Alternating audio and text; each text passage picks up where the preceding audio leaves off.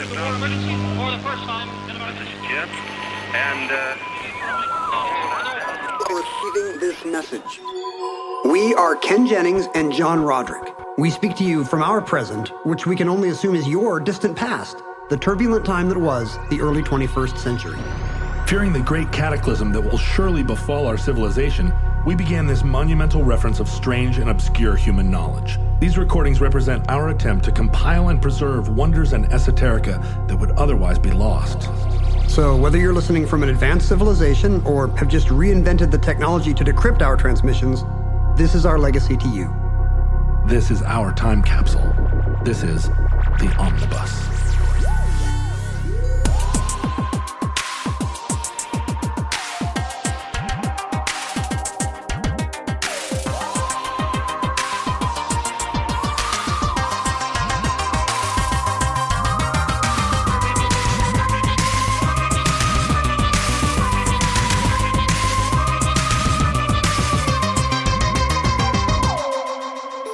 You have accessed entry 145.1T0515, certificate number 38501. Bothered about Dungeons and Dragons. So what is the DC? The DC is 10 plus my power stat, so 13. Okay, well, that will pass. The ooze squishes away from it. Okay, so the ooze will be green. And the flying creature flies into it. Okay, so 6 to the flying creature, and I'll give you the half number, 2 to the ooze. Okay. This just turns into a puddle of goo. Nice. What's your... This is definitely the first show that's also a Dear Abby correspondent. Actually, it's my Twitch name. What's your first-hand experience with demons, Ken? Do demons play a role in the Mormon cosmology? Very little, actually. Mm-hmm. Like, there's not a lot of the evangelical style, well, you know what, if you do X, if you listen to rock and roll, the demons will come into your room through the... They get inside you, right? The jungle rhythms or the heavy metal lyrics or the backwards... It's the jungle rhythms. The backwards secret messages. And there's also very little kinds of... there's very little lore about demonic possession and exorcism and that kind of thing. I mean, I'm not saying that, teenage boys don't love to whisper about that kind of thing in any suburb, right? Secular or not. But it's not a huge part of my upbringing. Like, well, make sure the demons don't get you as I'm strapping up my backpack for school. Or as you're laying your head down on your pillow. Don't let the bed bugs bite. So you don't have any firsthand... You ever encounter a demon or ever feel like... I don't think so. There's a demon on your shoulder? Again, I feel like if you hang out with young people in the Latter-day Saint community, just like evangelicals or maybe even Catholics, there might be some, you know what I heard my cousin saw once. I believe the Catholics are also... Catholic boys are also doing this, yes? Probably, yeah. Right? Yeah. I mean, that's why they get chosen for the exorcist. You don't want a Lutheran guy up in there. Well, that's what's causing them to masturbate so furiously. Like, it'll be like, man, my cousin said, he went into this house and there was like a really bad feeling and, and there was like just a really feeling of darkness in the corner and he had to say a prayer or whatever. But like in church, like actual theology... You're not going to hear that. And I've never had that kind of, I've walked into houses that had a bad feeling, but it was because there was like a rat in the wall or, right. Or it was just a bummer house. Yeah. Like the feng shui was bad or, some lousy out of work dad wasn't cleaning up or. No, wait, have we ever talked about this? Do you believe in ghosts? I think we have talked about this literally every show. Yeah, I guess so. Why does every omnibus begin with you asking me if I believe in ghosts? Do you believe in ghosts? Stop bullying me. No, it's because I'm a ghost this whole time. Oh my gosh. This whole time you thought that you could see dead people and it was me. Ghost dad. Yeah, I don't know. No, yeah, sort of, probably. Maybe? I don't think so, actually. They appear to not have, I'm hopeful for an afterlife. But it doesn't seem like they hang out much. Do you get spooked? Well, that's a better question. Do you get spooked? I get spooked by scary movies. If I have to walk back upstairs to bed in the dark. you're spooked if you were watching a scary movie. Yeah, a little bit. What if you were walking through the Vermont hinterlands in the middle of the night and had to cross a graveyard? And it was foggy. I think I would enjoy that. I'd be like, boy, when does this kind of thing happen? It's pretty exciting. I'm going to get my, this is going to be good for TikTok. But not spooked. Yeah, a little spooked, depending on how many scary movies. I find graveyards very peaceful. Yeah. Like, do you, this sounds like a very specific story and possibly one I've heard before. I'm not sure. Oh, there was one time I was hitchhiking in Vermont. And didn't you stay with somebody creepy? I've heard this story. No, that's in Europe. No, that was in Vermont too. Different time. Vermont's a very spooky state. Why is Vermont the Transylvania of New England? Freaking spooky there. But very vaccinated. Good job. Super vaccinated. Good job, Vermont. It's super liberal, like all ghostly places. Do you think the COVID vaccine maybe lets people see ghosts? Or this all or happened a commune long with time the before dead? then. No, I was hitchhiking and the guy I was riding with, for whatever reason, came to a crossroads and he was like, "You got to get out here." And I got out and it was across the street from an insane asylum, which inexplicably was still open in Vermont after they'd been closed everywhere else. And I think the sign literally said insane asylum. Wouldn't a closed, dilapidated one be worse? I'd be happy to see a cheery, well-lit sanitary. Well, but it was like up a driveway, up on top of a hill. And so I was like, oh, I don't want to. Is there lightning flashing behind it? Sort of. And so I stood out in front of it hitchhiking, and a few cars went by, and as they saw me, they accelerated, right? So I was like, oh, I can't stay here. Well, you were wearing a hospital gown, confusingly. In homage to Kurt Cobain at the Reading exactly. Festival. And I said, I got to get out of here. So I left and started walking up the street, but it was so headless horseman-y out there, foggy and hills and stuff. I was like, I started to get really spooked by headless horsemen. And then I cut across I was like, oh, a field. And I cut across it. And then I'm in the middle of one of those Vermonty graveyards where all the stones are like falling down and there's stones with angels carved in them and all this Revolutionary War creepiness. And I started to really lose my cool. Somebody was watching you in some lab doing some cabin in the woods thing to you, like, all right, now let's see what he thinks of the graveyard. And he's amping up the subsonics. So I started to like really kind of not panic exactly, but I was like, get me out of this graveyard. And I got out of the graveyard somewhere else and stuck out my thumb. And some guy in a pickup truck picked me up and he was a super creep. And the whole thing was just like, what am I doing here? But then it ended up loving Vermont. Look how you're here and did not get killed by a chainsaw. Yeah. In summary, come to beautiful Vermont. Explore beautiful Vermont. So I did stay in a house in Vermont many, many years later, and it did have a terrible ghost in it, but we'll save that for a different show. Or a past one. Or a past show. I think we've talked about it before. We'll talk about it a lot. We'll keep talking about it. It'll come up. But Satanism, it has fear of demons has a long, long history in human life. Because demons used to get the blame for all our ills, right? Yeah, come and go. Because demons come and go. But I'm serious. If, somebody who got somebody who's got a skin condition or is, bonked their head and is babbling, like, nowadays you wouldn't say. Unless you live in a certain part of the country, you wouldn't say, "Man, demons." But yeah, but it's that's all sort of depending on what Christianity is doing in your neighborhood at the time. That there have been times when people were burned at the stake for demonic possession, and really what it was they were criticizing the government. There's some traditions that are not purely European too, right? Like in 13th century China, I wouldn't be surprised if demons would, if you criticize the government. Yeah. Or demons get a tree falls over on your shed and demons get the blame, or, you start to lose your hair and demons get the blame. Oh yeah. There are demons and jinns and bears oh my, throughout history. Demons are a global presence. Yes, they are. Yes. And that's why I invested all my Bitcoin in Demons Inc. Demon coin. Demons.io. But in America, famously Salem witch trials were kind of a hysteria. A lot of the hysteria around demons kind of was part of the great Jewish libel or the anti-Semitic libel that we talked about in the Elders of Zion episode. What connection gets made between anti-Semitism and demonic possession? Oh, just that the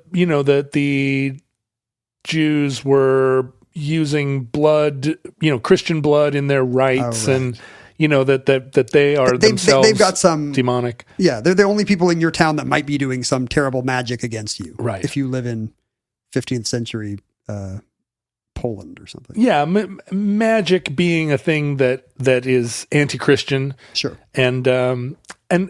But in the United States, it has a demonic possession wends its way through the American story. We should say we don't endorse these beliefs. Your Jewish neighbors are not making a golem with your with Chex Mix on them. Absolutely in order not. To absolutely not. Target you. But we've done shows about new religious movements, new spiritual movements, particularly in the 19th century in America, that in many ways kind of trended toward spiritualism, trended toward magic and the afterlife, ghosts and the occult, but in a kind of positive or curious way. And then there's maybe even a scientific way. This is how we're gonna sense ghosts with this thingy. And then there's a slip back into tent revivalism that often is posits itself as a counter. A new return to the, traditional brick and mortar Christianity, or in this case, tent and stake Christianity. But in all these times, there's been one constant. Demons. Demons have been one constant through the years. America's rolled by like an army of steamrollers, Ray. I was very conscious of demons growing up because I was, for most of my teen years and 20s, I was demon adjacent. You were listening to Taboo Rhythms. You were listening to AC/DC. Of course, the demons were in your bedroom. But in the 1970s, when I was a young boy, and here's another story that really begins in the 70s and really comes to fruition in the 80s, like all of the great episodes of Omnibus. In the early 70s, there was a kind of a real blooming of interest in and fear of the occult and the supernatural. And it was really a perfect storm, I guess, of a lot of this kind of disparate things all kind of happening at once and sort of pointing at a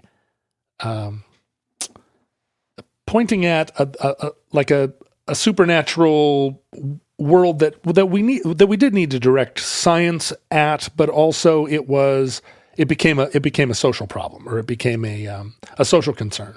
Well, how does this chronologically line up with what we now look back on as kind of the rise of the moral majority, religious America as a politically aligned, as a voting bloc, basically? Is this the exact same time period? The moral majority is the result of, or rather, the moral majority was kind of founded in the first big heat wave of response to what was a late 60s origin story around Manson and Anton LaVey starting the Church of Satan, and a kind of feeling in the air that... So it is the hippies' fault, this whole thing. Again, it's the boomers that did it. A feeling that, a lot of churches, a lot of evangelicalism in America is, an extension of that tent revival thing. And they were, tilting against rock and roll from the very beginning. And the feeling that rock and roll was using African-American music to corrupt the youth, and that's how communism's going to get That's here. right, and ultimately anti-Christian. But LaVey formed the Church of Satan in 1966, and if you don't want people to accuse you of being a Satanist, Anton LaVey, don't start the Church of Satan in 1966. Don't have your name be Anton LaVey, a very satanic name. And LaVey was just, in my estimation, just goofing. His book. He's trolling. And he's having a good time. He writes the Satanic Bible. It's really just a bunch of, hoo-ha and self-help texts. And, it's a compilation, and to this day, that's what the Church of Satan is, right? The name's just there to scare the normies. Yeah. We don't even believe in Satan. We're a bunch of, progressive atheist free thinkers, right? It's pretty cosplay-y. Yeah. And it's coming up in a time when biker gangs are terrorizing the small towns of Southern California. It's just part of a zeitgeist, an anti-authoritarian, anti-culture zeitgeist. But Manson puts a scare into it, right? Manson makes Satanism look bad, for lack of a better term. He converts it into murder. And I guess that brings it home. Like, that could have been your neighbor's house, Yeah. like people in your community. Like, this was just some regular house in the Hollywood Hills, and look what happened. And then in 1973, the movie The Exorcist came out. And that was an extremely popular movie in its time. And it put, it lodged in the collective conscious an image of satanic possession that was visceral and terrifying. And this will surprise, 21st century listeners or thereafter. Like, a movie like The Exorcist could be an R-rated kind of for adults serious drama, could be the biggest movie in America. The Exorcist was the top grossing movie of 1973 by a mile ahead of, and the rest of the thing looks crazy too. The Sting and American Graffiti, and it's all this dad stuff. You have to get down to 6 or 7 before you get to a Clint Eastwood or a James Bond movie. Paper Moon made almost as much money as Live and Let Die. I mean, it was a huge phenomenon. It was a mega phenomenon. And even in our horror loving era, this was mass culture in a way that Gen X and below cannot concede. And people really dug it. They dug the scare. They dug the horror, right? And it was not a slasher movie. It was a psychological film. And it wasn't a fun chiller in the way that the horror movies that people would have grown up with up till now. You weren't like, ooh, my nerves are all a tingle after Frankenstein and Dracula came into the lab together. It really is like, I'm kind of discouraged and alienated now after The Exorcist. And it was playing on other things that were in the culture at the time. In the late 60s, there was also like a new expression of the new religious movement, right? We were seeing Indian or quasi-Indian religions kind of brought in, and New Age cults, the Beatles and the Maharishi, the hippie return to the land movement, and all of it kind of combined to sort of scare the public into feeling like this generation of young boomers was out having ritual sex and disbelieving in traditional God. If you don't know much about the stuff, it's easy for it all to coalesce in your head as one single boogeyman. Right. Like this is like today it's easy to kind of see the multiple influences that were going on. But if you're a crew-cutted dad in 1970, this all looks like a singular assault. It does. And throughout the 70s, there was, and we've talked many times on the Omnibus about the corresponding rise in belief in UFOs and in the Bermuda Triangle and in Bigfoot. It was a credulous time. But by the late 70s, it had combined with some other influences, including the rise of the anti-cult movement. And the anti-cult movement had two hemispheres and we see a lot of parallels in this today. On the conservative side, there was the Christian counter-cult movement where there started to be an interest in, taking these forlorn and wayward young Christian kids that had gone off and started believing in, not Ramtha, but proto-Ramtha. Yeah, taking the waifs out of the UFO cults and the biker gangs and brainwashing them back to Jesus. But on the other hand, there was on the kind of psychological left side of the equation, a growing belief in brainwashing and in decultifying people by returning them to rationality. So from even Christian influenced religious training. Right. Some of those people would need deprogramming as well. That's right. And Christian cults being something that the anti-brainwashing. I'd like to think I would have been part of the sensible middle in that period. I would have been just in favor of deprogramming everyone from the deprogramming left everyone. and the right. And what's interesting is that, and we don't think about this as much as maybe we should in these terms, but social work as a science and as a practical profession only really coalesced in the 1970s. You know, there'd always been social work in a Christian I'm imagining way. Salvation Army soup kitchens. Yeah, a lot of that, orphans, and then the mental hospitals, doctors of psychiatry and psychology. But it was only in the late 60s and 70s that social work as a discipline and a government agency, and this kind of went along with the deinstitutionalization, the closing of the asylums, and social work had all of these elements, the child welfare and poverty and trauma was a kind of new idea, right? Like post-traumatic stress disorder was only defined really and called that in 1978. And it was, even though a whole generation had shell shock from World War I or whatever. Right. And that was, shell shock. And it was kind of thought of as like a moral weakness. Yeah. And PTSD was first described in an Air Force study because the Air Force had sent a response team to Jonestown after the massacre there. Oh. And, the Air Force, the airmen that arrived in Jonestown to deal with all the bodies, hundreds of dead people and a lot of children.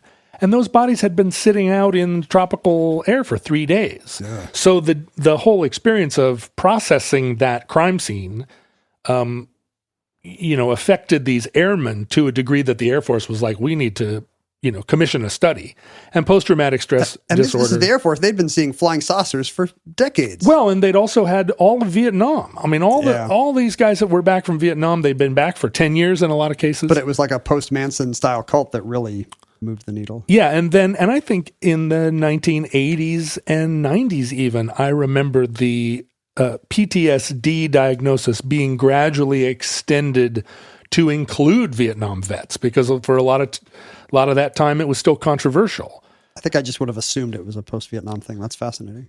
Yeah, and it was so this is all part of a rise in social work and in what was, I think even then called the mental health consumer movement, where mental health started to become a thing where we thought of, where the business aspect of medicine started to think of the sick as consumers of their product, the medical product. We need some new pills for them. We need them all in therapy. And this was the beginning of the survivor movement, survivors of abuse and so forth. A recognition that they were, you could think of them as collective consumers of mental health problems. And that's trauma as well, yeah. Yeah.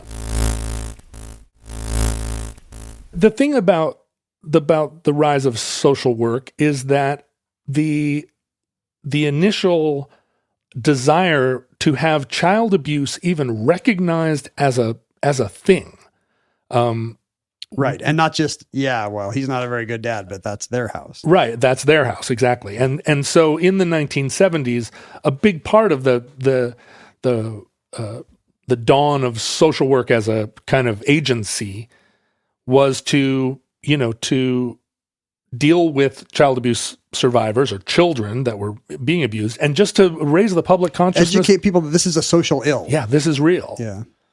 And so we arrive at the very late 70s, and that's when Jerry Falwell in 1979 forms the Moral Majority. And and you remember it, I'm sure. I remember it very clearly. The sudden kind of new energy that was in evangelical Christianity, and this is just preceding the election of Ronald Reagan, a real feeling that we had lost our way, that America was full of Satanists and feminists and civil rights leaders, and they needed to all be, put back under the tent of mainstream Christianity, or at the time, radical Christianity. Like at the time, mainstream Christian attitudes towards socialists were not what we would expect today. There were not anti-abortion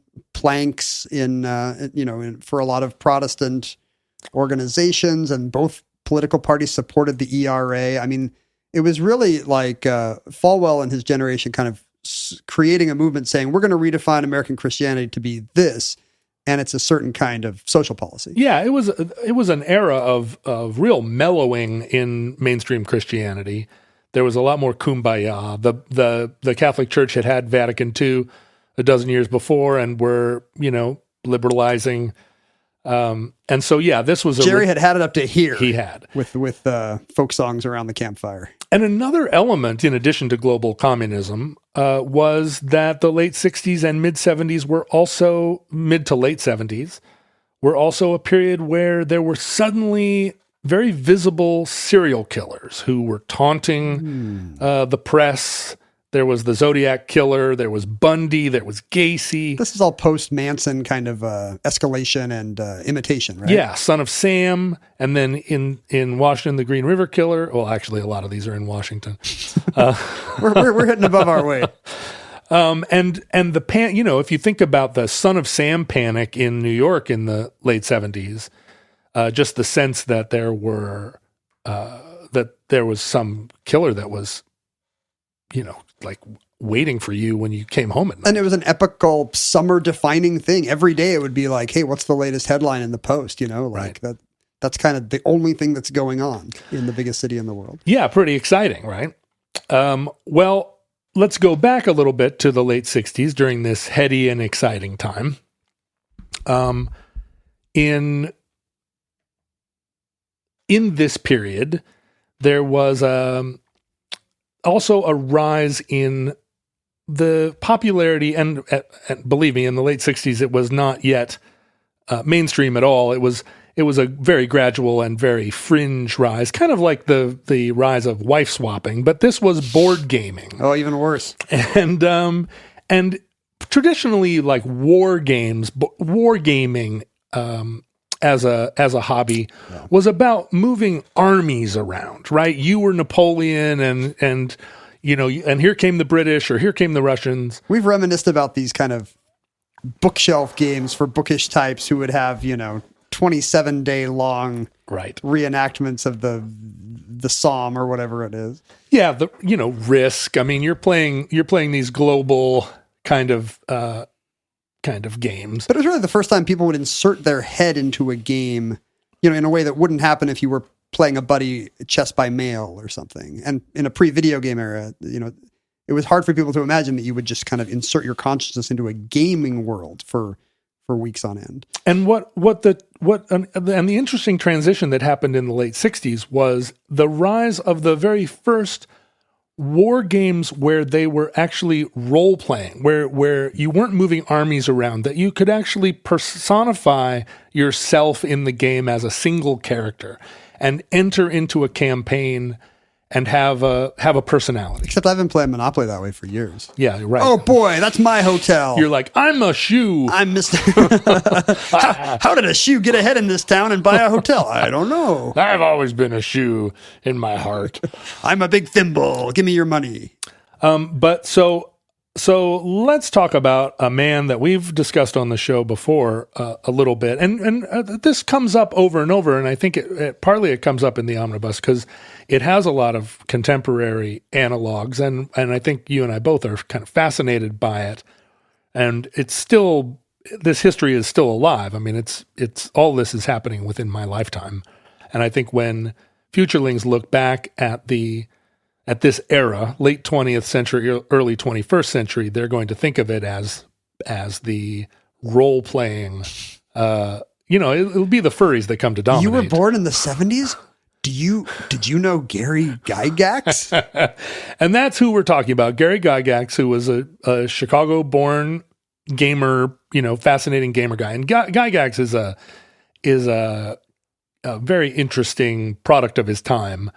Not quite an Asimov, not quite a Heinlein, but was reading those guys yeah, for sure. and definitely like a kind of a big personality.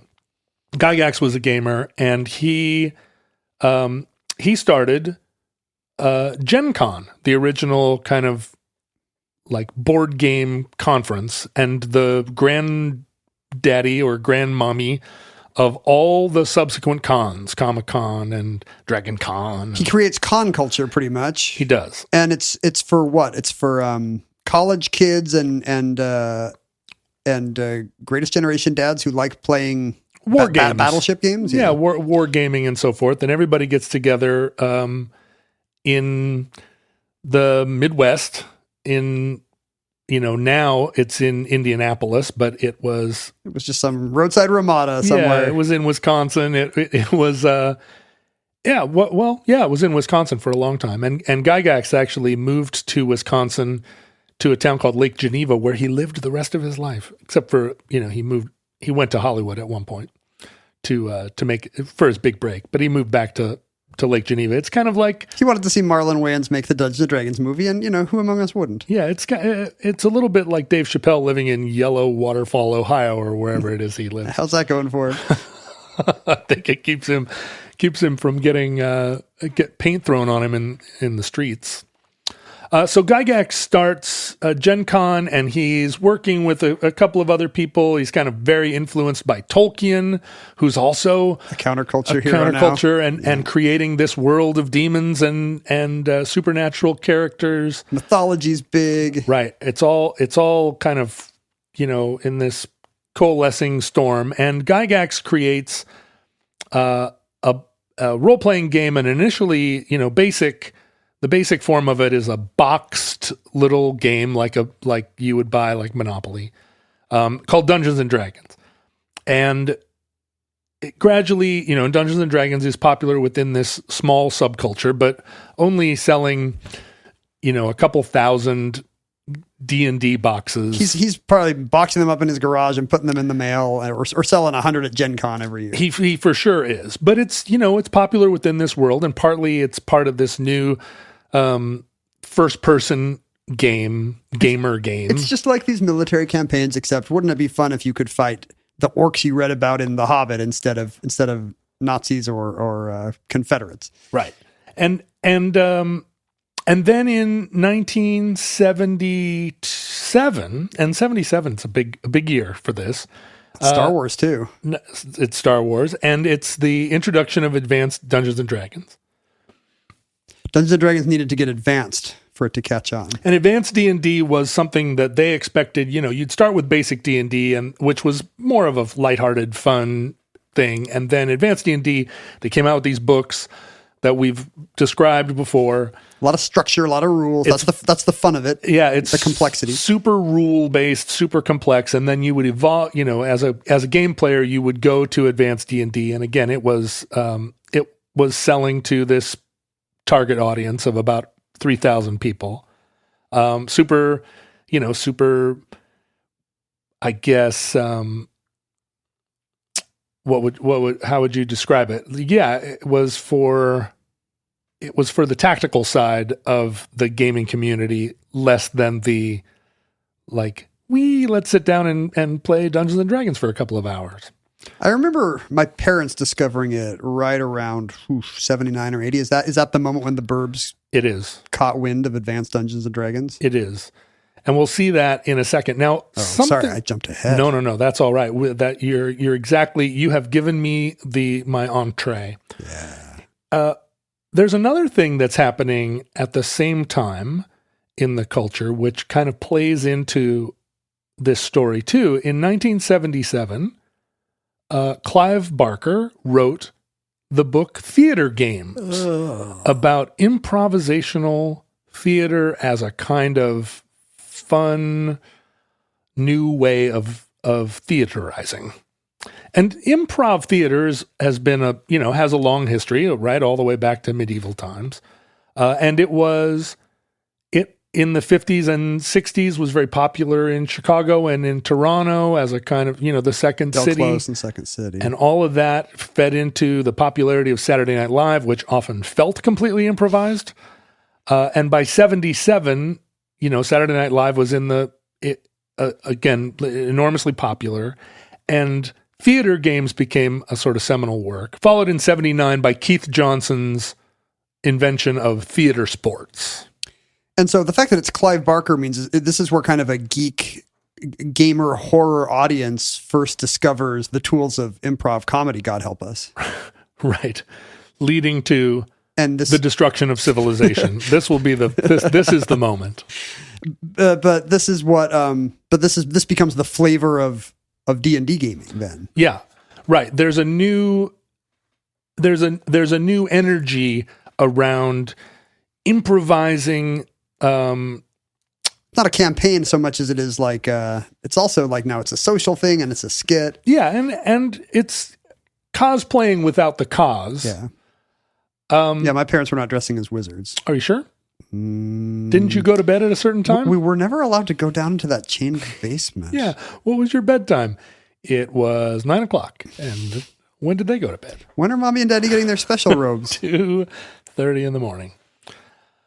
So now we've set the stage. It's 1979.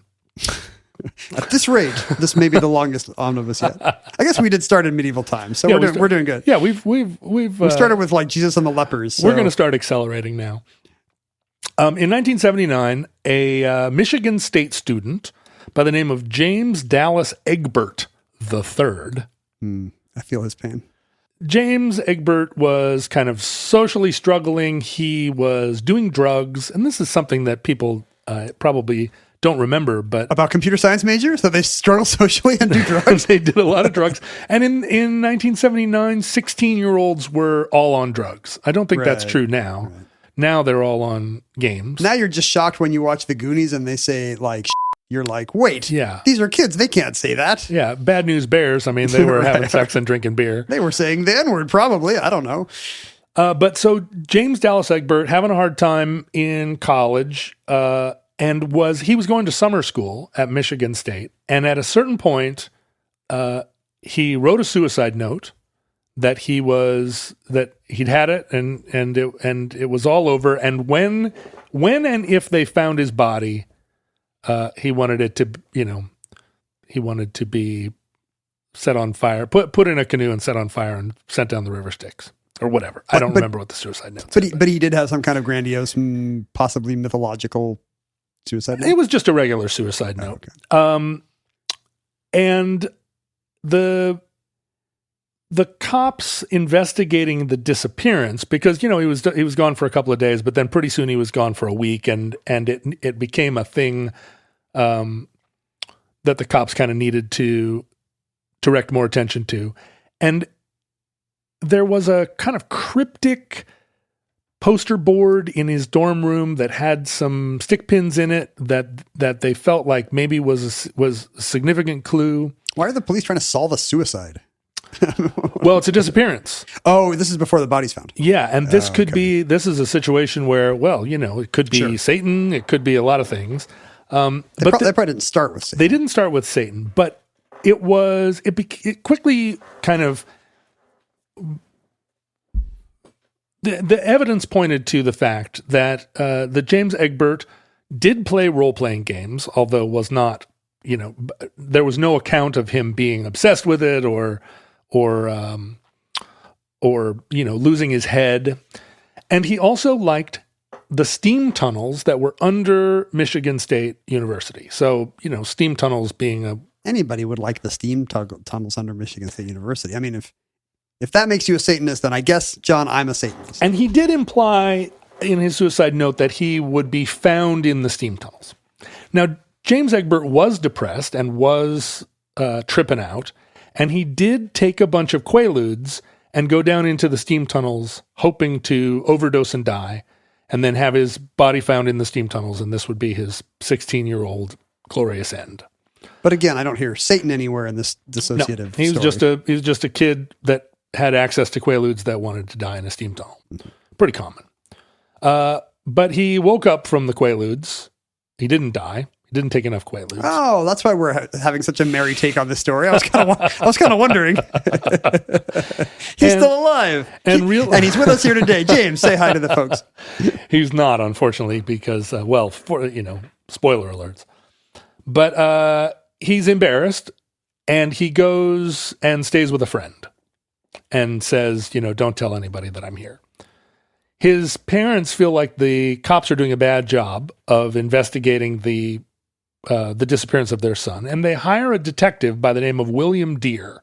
And William Deere doesn't have any experience of cults, and these role-playing games are brand new, and so he goes around kind of asking Egbert's friends to describe Dungeons and Dragons, and he puts together a theory that Egbert has gotten obsessed with role-playing games and was going down into the steam tunnels to act out his Dungeons and Dragons campaign. Makes sense. Dungeon is in the name. He's going into the closest thing to a dungeon that I'm sure Michigan State University has to offer. It does. I mean, it's like, I kind of want to be charitable to the kind of alarmed moms we're going to be meeting in this story, because I have teenagers myself, and often you're at wit's end. You're an alarmed mom in a lot of these cases. I'm an alarmed mom pretty much all the time. And there, I do understand the temptation to kind of blame the new thing you don't understand, Like when I found out like my teens were like knew all these people on social media or whatever, I was like, wait, I wasn't talking to strangers from Mexico when I was that age. Like, wait a minute, didn't you do a Mormon mission in Mexico? Spain, well, but not the Mexico of Europe. Not when I was 14. I think Portugal's in Mexico. Not when I was 14. But you know what I mean? Like you're like, I never played this many hours of video games a day, and now my teen is like hollow-eyed and doesn't like talking to me. No, your teen is hollow-eyed and doesn't like talking to you because they're on Quaaludes. Well, because they're 15, Right. But it's easy to make it Minecraft's fault or whatever the thing is you didn't have. Well, like I say, leading up to this moment, culturally, there are probably 50 vectors pointing at the total plausibility that a kid would get involved in fantasy gaming, become obsessed with it, in combination with drugs, start acting out his crazy fantasies, and also be susceptible to cults, demonic possession, which may or may not be real. And Jerry Falwell and the Moral Majority really wanted demonic possession to be real. It powered a lot of their... You can literally demonize your opponents if there are demons responsible for now that there's gays in the schools or whatever Jerry Falwell is mad about. And also on the other side, on the science and liberal mental health side, there's a lot of energy around mental illness and schizophrenia. Yeah. And also, you've got the languages of religion and science to kind of alarm you here. So it is kind of conceivable in this moment, and particularly James Egbert being a kind of brilliant boy, that his parents would seek an explanation greater than that he just, and particularly that he left a suicide note, went into the steam tunnels, and then could not be found. Yeah. And William Deere made a big show of going down and searching the steam tunnels again and again, and he publicized this. He was kind of initially a showman. Yeah.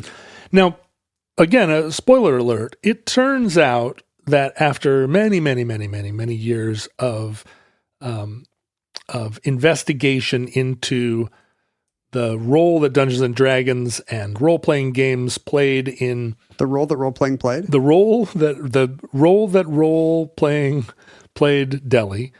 The science seems to indicate that, in fact, role players and gamers have a much lower rate of suicide, that in almost no instance do Dungeons and Dragons players or role-playing gamers ever actually go out and play with a mace. Yeah, I mean there is the the creative anachronism people, there is a culture. There's LARPing of LARPing, but it's not really connected to gaming. It's like none of the panic around. Well, none of the satanic panic. No element of it was fact-based. None of it ever. Well, none of it stands up to scrutiny. Right. Throughout the entire satanic panic era, there were over 12,000 instances where Satanism, like someone was accused of satanic ritual, and of the 12,000, 0 of them were ever demonstrated by evidence to have. There are no satanic sex cults. Young people are just too lazy to get velvet robes and a stone altar and carve occult symbols in them. Yeah, nobody follows through on this. If you want to kill somebody, you just go kill them, right? Or I mean, I don't know. It's even Anton LaVey is just saying he's a Satanist, but he doesn't have time for all of that. Yeah, that Aleister Crowley stuff. What a drag! This is hard work, right? Satanism. Anyway, James Egbert is now in the newspaper every day. He's like cowering in his friend's apartment in East Lansing, Michigan. And his friend kicks him out, and he goes to some other friend. Everywhere he goes, he's making people promise, don't tell anybody. What's the time frame here? Is he gone for like days or weeks? He's gone for weeks. And William Deere the story now becomes a national news story. This kid is playing this strange new game, Dungeons and Dragons. He got lost in an actual dungeon. So this is before the game has actually arrived at most people's attention in other ways. This is the first way a lot of people are hearing of it? So this is 1979. This is when your parents got it, because in the space between the disappearance of James Egbert and when he was found, sales of Dungeons and Dragons went from 3,000 a year to 30,000 a year, and then 30,000 a month. So next time I have a book out, I need to make sure some kid reads my book, stoned out of his head on mushrooms, and wanders into the woods. Right. And then have it be connected to your weird, creepy theories about maps or whatever it is you're your nearest book about. Probably. Eventually, James Egbert hitchhikes to Louisiana and starts to try and live down there. He got a job as a sweeping floors. He got a job. He's probably followed the news cycles about him. Yeah. Oh, no. It's in the newspapers everywhere. And eventually starts to feel bad. He's only 16. He probably misses his mom. And he calls William Deere, announces that he's alive and in Louisiana. Deere drives down there to pick him up. And Egbert makes Deere promise that he won't reveal that he was just goofing. Well, no, not a goof. I mean, he tried to commit suicide and failed, and then was embarrassed, and then went to Louisiana. Oh, I see. He was just like, don't tell any of the story. Don't tell my parents it's just a drug and suicide story. Yeah, just say that you found me, and tell them I'm an 8th level halfling bard. All of these stories make it seem like James Dallas Egbert is also very charismatic, because how do you convince... It's the number one story in the country, and you've got 3 friends hiding you in East Lansing, and nobody lets on? And then he convinces the detective not to tell the story. Well, maybe he's convincing the detective to tell a more interesting story. Like stick with the with the Donahue stuff. Right. You found me. Okay. Wink, wink. Deere does keep Egbert's confidence, and unfortunately, Egbert remains a very sad and. That was not the end of his troubled. No, he ended up less than a year later actually succeeding in killing himself with a gun. Oh. But Deere continues to keep his secret. So as this is all going on, as it's a kind of a major event in the culture, an author by the name of Rona Jaffe sees the moment, seizes the opportunity, and very quickly writes a book called Mazes and Monsters, which came out in 1981. It's fiction, or it's fiction. Complete. It's just a pulp novel, and Rona, basically jotted it down, partly in fear that she was going to get, that somebody else was scooped, right? Yeah, if you're writing a quickie bestseller, there were probably 50 people writing Mazes and Monsters at the time, and hers was the first to market, and it was kind of a minor hit. And in 1982, a film a TV movie, Mazes and Monsters, came out. It was the first starring role of Tom Hanks. Have you seen Mazes and Monsters? I have not. I think you can now get it on DVD and Blu-ray, and it's got the kind of the ironic reefer madness appeal. Yeah, I highly recommend it. It's it's hilarious, and it posits this world that gifted college students, are dressing up in robes with swords and going down into steam tunnels and caverns and playing real Dungeons and Dragons with real consequences. Does any of this? I mean, does it insulate the game from it that like they're not playing D&D, they're playing a crazy, weird D&D, or does backlash start to hit Gygax's growing empire? Well, so Gygax's growing empire isn't affected in any way by this, except that it quadruples in profitability. Just publicity. By the end of 1980. And it becomes a kind of now generally accepted cultural understanding that this is really happening. And I remember it very distinctly. In 1980, I was in 7th grade. I was reading The Hobbit and playing Dungeons and Dragons. And it was on everybody's lips. It was in everyone's mind that that in playing Dungeons and Dragons as a young person, there was every possibility that you would disappear into a steam tunnel and get addicted to. But was it like heavy metal, hobbits. where that was actually a feature, not a bug for the kids who were getting into it? It certainly was interesting to me, and I remember kind of trying to gin up in myself enough interest in the fantasy world that I could even begin to consider playing it for real. And I really did. I remember on my long walks home from 7th grade, because when I was in 7th grade, I had to walk 2 miles uphill in the snow both ways to school. The Alaska way. Kind of picturing supernatural enemies and fighting them with my flaming sword. And kind of was working on like, maybe I can do magic, maybe I can conjure an orb with my hands. It does work. And I was just stick to being a level 8 barbarian or whatever. I was not able to conjure an orb, and I was not able to get enough going on. I'm imaginative, but I could not care enough to really start. Well, there are no steam tunnels in Alaska, and any tunnels would be very cold and damp. But it didn't catch. Right. But it was kind of in Time magazine. It was a plausible sort of. So if there were people doing this, it was in backlash to the alarmism. It was, it may have motivated more people to start fooling around with this stuff than ever would have otherwise. Oh, for sure. It's the Streisand effect where, she says, don't take a picture of my house. And then everybody on the internet has a picture of her house.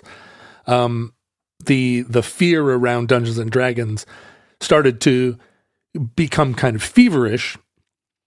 And, particularly when Egbert killed himself. He's back in the headlines. And Deere hasn't revealed the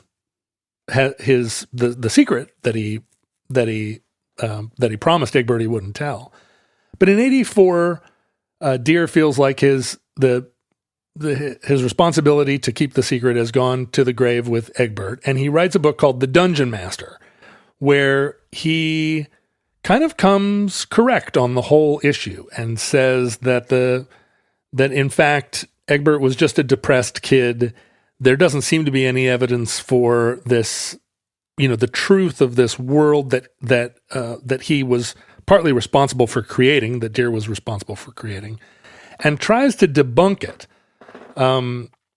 But like a lot of the attempts to debunk cults and whatnot, it doesn't gain any traction. People really like the idea, and it begins to be a thing in law enforcement where, as we've seen cops recently, cops are very susceptible to this kind of.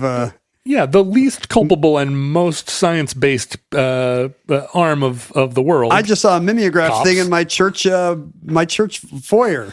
So, moral majority and the jack chicks of the world start to reach out to law enforcement and to legislators saying, this is a real threat. The Satanists are here. What's a candidate going to do if asked, what are you going to do about demon summoning in your district? Yeah. You're not going to say you're for it. Yeah, no, of course not. I mean, how long have you supported the demons, right? And teenagers and heavy metal iconography puts Satanism right in everybody's lap. As you mentioned, AC/DC uses a lot of that iconography. Led Zeppelin, throughout their whole history, had a kind of Norse magical well, thing. that and also Aleister Crowley, the kind of rehabilitation of all this stuff. And then, I mean, Rush 2112 has a pentagram. Yeah, let's blame Prague. It's all Rush's fault. So if you're looking for evidence that there is a global Satanist conspiracy to get young people into a cult, a blood cult, you can find the evidence everywhere. And a lot of it is tongue-in-cheek fun. Yeah, wasn't TSR kind of trolling too? Like, Absolutely. I feel like the game at this time was full of demons. Like, when did Fiend Folio come out? Like TSR is really playing up the demonology of their own game, even as this moral panic begins. They're super into it, and and Gary Gygax is a nut and a high roller and kind of a bad businessman, and he's not. He doesn't feel like this moral panic is anything other than hilarious. But then it gets real, because a young man by the name of Irving Pulling commits suicide and is known to be a Dungeons & Dragons player. And his mother, Patricia Pulling, blames at first the principal of his high school, a man by the name of Robert Bracey III, giving some credence to my theory that this is like the middle name Wayne of... there shouldn't be thirds. You just your grandfather dies and you become the second.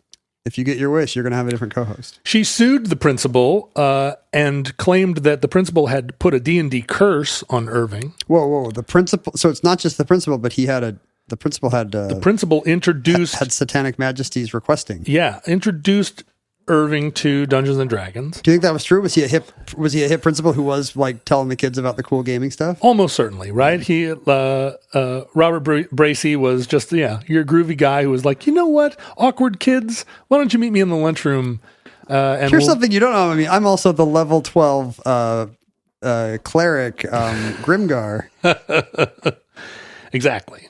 So Patricia Pulling becomes convinced that Irving died as a result of his Dungeons and Dragons activities, and law enforcement at this point is primed for this to be true, and partly because there's a lot of evangelical Christianity like law enforcement overlap, but there's also this is an opportunity to kind of make good on all of the serial killers that they didn't find throughout the 70s and all of the Manson, How exciting if one of these kind of boring suburban crimes actually does turn out to be some kind of a devilish crime ring of some kind. Yeah, exactly. It's Manson's in Hollywood Hills, but this is, East Lansing, Michigan. How fun, or in the case of Patricia Pulling, Richmond, Virginia. So it's borderline south. Yeah, it gives the cops something to get excited about. And she goes on 60 Minutes,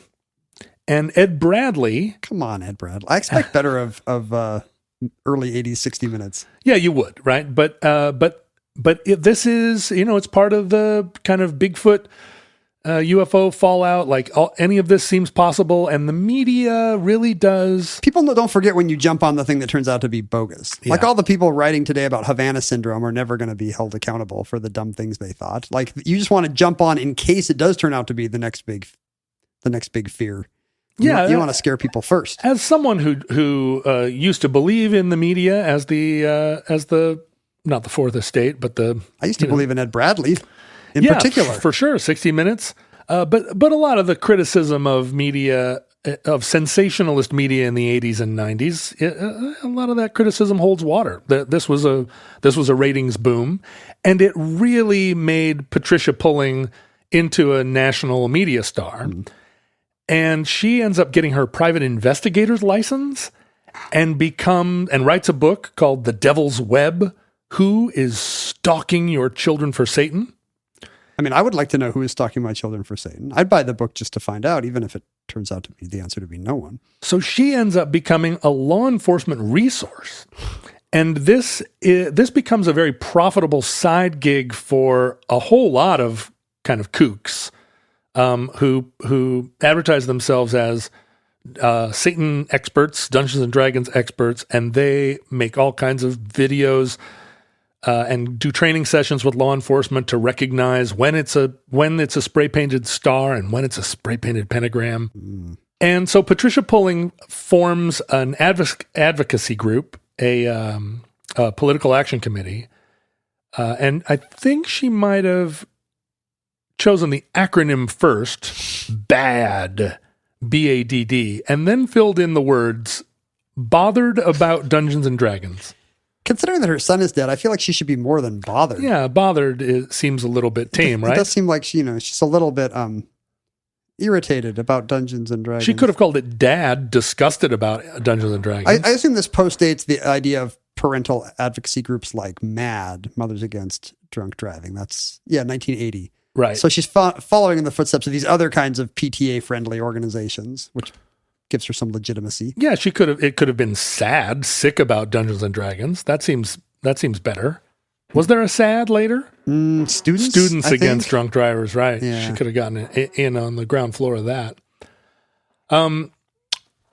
So right about that time, sort of by the late 80s, it had become a like a cultural truism that Satanists had infected the globe, and there are a lot of victims of the satanic panic that could also be their own omnibus entries. The West Memphis Three get convicted of satanic murder because they were a bunch of dopey goths. Yeah. The McMartin preschool Satan trial, which ended up being the largest, longest, and most expensive trial in California history. The belief that they had also dug tunnels under their preschool and were... It's always tunnels. It's right back to the Hillary Clinton's pizza joint. They were charged with 321 counts of childhood ritual abuse. Don't these people know there's no basement in the Alamo? The Pizzagate with Hillary Clinton, Amanda Knox's prosecution. There are actually like a whole lot of people still in prison with life sentences for convictions of ritual murder for which there is no evidence of any kind, except that they were goths or weird, or, I mean, a lot of it was just cop hysteria. I mean, that's the thing. We should not be surprised that there's, a disproportionate number of troubled teens or teen suicides where, there's certain genres of music or certain hobbies that they have in common, because it's a matter of correlation, not causation. Your kid was a misfit and a loner, and that's why they listened to this music, and that's why they played D&D instead of being on the lacrosse team. And so a higher than average number of law enforcement will find a higher than average number of kids who played D&D, and it's the other way around. They were troubled and then they played D&D. They didn't get troubled because they played D&D. And that continued into modern times, right? Soundgarden, all their music was, about, I mean, it sounded like Led Zeppelin, but it was about spooky drugs and suicide. And then, I mean, contemporary music in the metal genre still, I mean, if you looked at my own record collection and judged that every album that had satanic imagery or people wearing scary makeup, that's like 80% of the music I have, including all the 50s jazz. And it wasn't a ploy. It's all your Alice Cooper and your 50s jazz. And it wasn't a ploy. I mean, when you look at the history of these groups, there's a lot of drugs and suicide. Sure. Like they were reacting to they were, propagating the aesthetic they reacted to. In 1988, a man by the name of Leith Van Stein was brutally murdered and his wife brutally injured in their home. And it quickly kind of came out that his stepson, Chris Pritchard, had enlisted two of his college friends to murder his stepfather for his $2 million estate. And in the investigation around the murders, his two accomplices and he were all convicted of conspiracy to murder, in the case of one of them who did the actual deed, murder. But it came out at trial that they were all Dungeons and Dragons players, and that the murder, although clearly was a murder for profit, got tied up in this idea that they were. Did they discuss it in terms of a campaign and their character names? Yeah, it was. Well, no, but they this was part of the hullabaloo around the trial, that they were, and it came at a perfect moment in the culture. 1988, we're looking for Satan murders. There's remarkably few. There's a deplorable dearth of Satan murders, and considering the massive Satan murder industry. Here's a great Satan murder, and it spawns two different books, one by Joe McGinnis, Cruel Doubt, and one by Jerry Bledsoe, Blood Games, both of which really hype the Satan murder aspect, going so far as to take images from TSR monster manuals and doctoring them in the books to, kind of point more toward the style of murder of von Stein, and, like really making the case that this was a satanic murder, although there's zero evidence that it was. If I remember right, my parents were kind of susceptible to this. Like when my brother got really into, D&D in middle and high school, even though they had, kind of fooled around with the early fantasy role-playing box games around 1980, my parents were still like, now, which of these D&D books are you buying? Does that one have any of the devils in it? My brother listens to the show. I'm sure he can clarify whether, but that's my memory, that they were still like, oh, I don't know. Well, interestingly, TSR finally responded to this. It was directing so much attention at Dungeons and Dragons that in the second edition of Dungeons and Dragons that came out in 1989, they removed the words demon and devil from all of the books. So they renamed devils and demons, and they gave them, devils became Batazu. Batazu. Well, that seems even more alarming. Right? And demons were now renamed Tanari. I'm sure these are just like Arabic or Persian terms for like devils and demons. Like, this seems like exactly what Satan would do. He would want, the greatest trick he ever pulled was convincing suburban teens that he didn't exist, and instead he was a Ba'atu or something.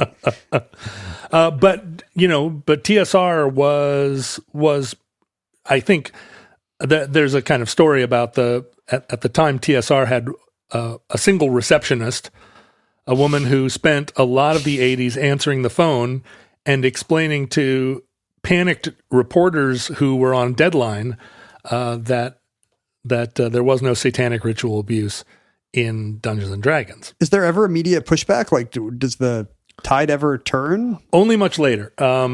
Michael Stackpole, the kind of famous geek culture writer and creator, writes an article called Game Hysteria and Truth, partly responding to Patricia Pulling. Did you have something to say about Stackpole? No, I was just looking him up. Oh. He's a role-playing guy. Yeah. Battletech books. Yeah. Stackpole wrote the Battletech books. He's a legendary character in the scene. And then he published a book called The Pulling Report in 1990 that basically tried to disabuse the world of all of the efforts of bad. But that stuff never works. It didn't work, and Patricia Pulling continued to have a role, continued to profit from her. And, she's a grieving mother, but bad became a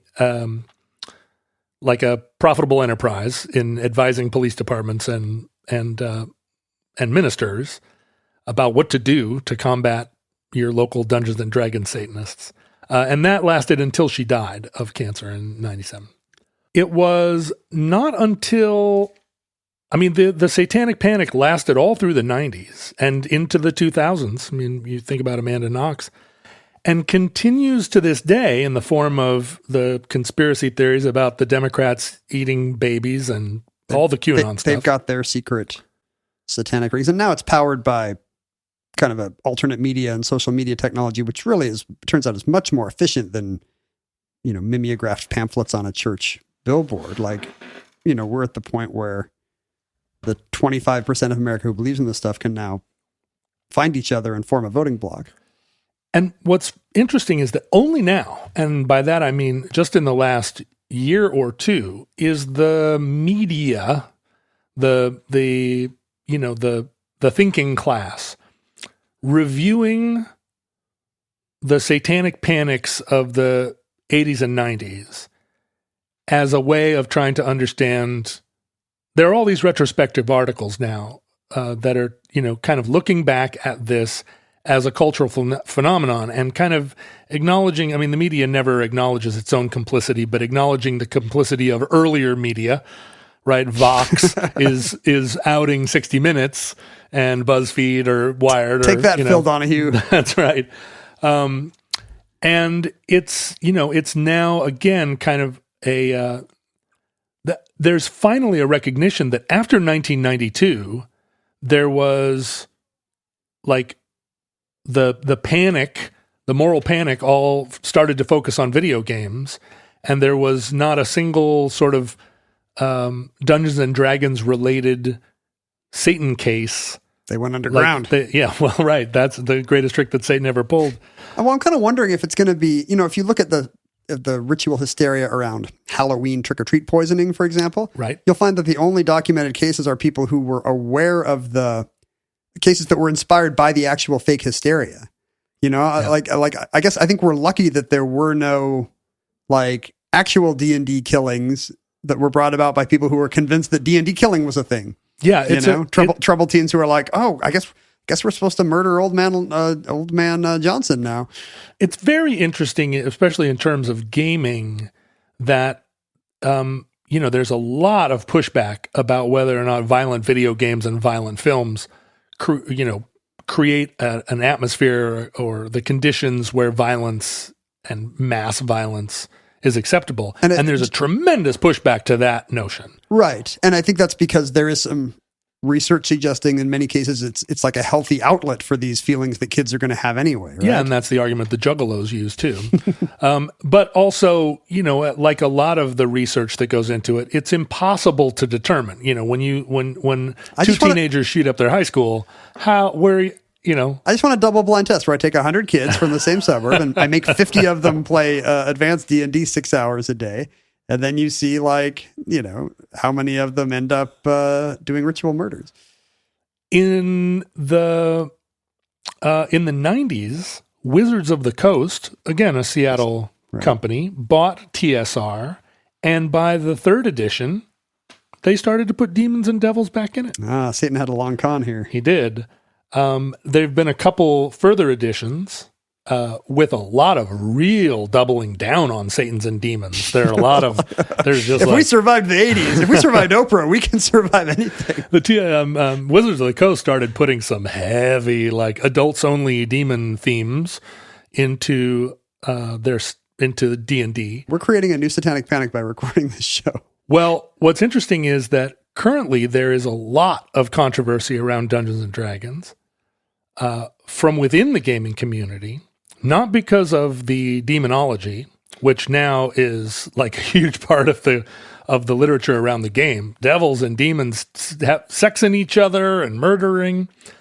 No, the current controversy is that Dungeons and Dragons is not inclusive or diverse enough, and that there are a lot of racial stereotypes in orcs and portrayals of Asians and so forth. Interesting. And so there's a revised 5th edition of Dungeons and Dragons coming out that hopefully now or that they're rewriting in response to criticism that they aren't inclusive. I mean, it makes sense. Again, this is just correlation, but the kind of audience that's going to want to play these things is more likely than their peers to be queer, to be disabled, to be neurodiverse. I mean, to be out of place minorities in any regard. Right. And ritual murderers. You mentioned that Patricia Poling died in the late 90s. She died of lung cancer in 1997. Yeah. And this is speculation, but if she has the same story of most of the people who died of lung cancer in the 90s. She really should have been spending the 80s fighting against cigarette smoking than fantasy role-playing games. Yeah. Right? Like one of those had a bigger body count by millions. Although eliminating cigarette smoking, as we've mostly done, has not eliminated cancer.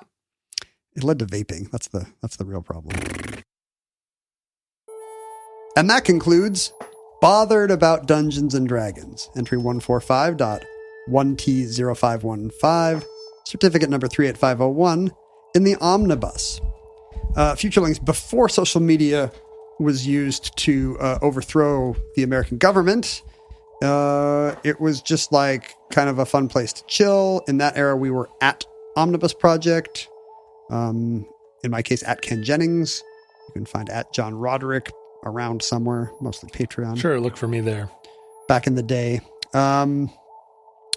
You could email us at theomnibusproject@gmail.com with tell us all your D&D stories. We didn't really get into a lot of lore. You know, we want to hear about your characters and your campaign and your experience points and all of that. Yeah, just write Ken Jennings at gmail.com. Yeah, and tell me about the craziest saving throw you ever rolled, and then I puts the word saving throw in the subject line, so I will know to delete all these. So you can search. So I can search and find them more quickly. You can mail us physical items. What's in the mailbag today? I can tell this is our Portland friend David Chelsea because of the beautiful. I know the show is long, but I'm going to open this quickly. Don't open it quickly because you need to preserve the painting. First of all, hold it up so I can see it. I should have done this Tuesday when the Phantom was short. Can I see the? It's upside down, you ding dong. Oh, it's Silva. It's the Guardian Angels. Yeah, that's beautiful. Subject God, he's such a good painter. David says his wife and I just flew to Boston. His wife and you just flew to Boston? Yeah, Why is he telling me? What a terrible way for him to find out. That story. No, this was their first time flying in the pandemic. Oh. So he was crammed into a tiny seat for the first time, listened to Omnibus, and did some sketches in real time on airline discomfort bags. Barf bags. Of the content of the shows he was listening to, which was the Erie War and the Town of Bent Next, both John Roderick shows. Oh. One is from good choice. One is from the Portland to Boston flight. One is on the Boston to Portland return. These are just fantastic. I'm going to pass these over to you since they were your choice, but Well, give me that envelope too. These are beautiful, and we'll put links to these on the Patreon so that if you subscribe at whatever level that is, you can see these beautiful barf bags. Man, hot damn! These are pop art, just like the shields of Papua New Guinea. And somehow he manages to convey the kind of crazy leaping around of the episodes. Yeah. Somehow it would be hard to reconstruct that this was an actual. You would not believe this was an actual podcast if you just saw it in comic strip form. Yeah, we have here on the Town of Bent Next. There's Spike Lee. There's Franconia. There's Cobbling. There's the Nuremberg Trials. Abercrombie and Fitch. Spike Lee, the Nuremberg Trials, and Abercrombie and Fitch do not come up on most. Most Joe Rogan shows, for example, most Radio Labs. You can, please send us comic strip adaptations of every omnibus. We would love to have you sign over rights to that, and we would love to publish them and make money off of them. I'm going to have him do the art for the next album I make. It's pretty great stuff. Thank you, David. Check out David Chelsea's work online if you want to see what's for sale. You can support the show more materially at patreon.com/omnibusproject, or otherwise you won't be able to see David's cool art. In fact, at one of the highest levels of Patreon donation, you can even suggest a topic for the show. And today's show about Dungeons & Dragons was suggested by Jeff, who was also hoping we would do a show about penny farthing bicycles. But instead we chose D&D. Sorry, Jeff, and penny farthing bicycle fans. Thanks, Jeff. You can find like-minded listeners by searching for Futurelings on Facebook and Reddit and Discord and the like. And I think that's it. I think we're done with this very long show. Not yet. Are you going to do a very slow outro? Futurelings. From our vantage I'm going to add point, the theremin in case you're listening to the super deluxe version that doesn't have it. in your distant past, we have no idea how long our civilization survived. We hope and pray that the catastrophe we fear may never come. But if the worst comes soon, this recording, like all our recordings, may have been our final word. Now let's just have a 20-minute pause to make this the longest entry ever. I'm really giving people their money's worth for the ASMR here. But if Providence allows, we hope to be back with you soon for another entry in the office.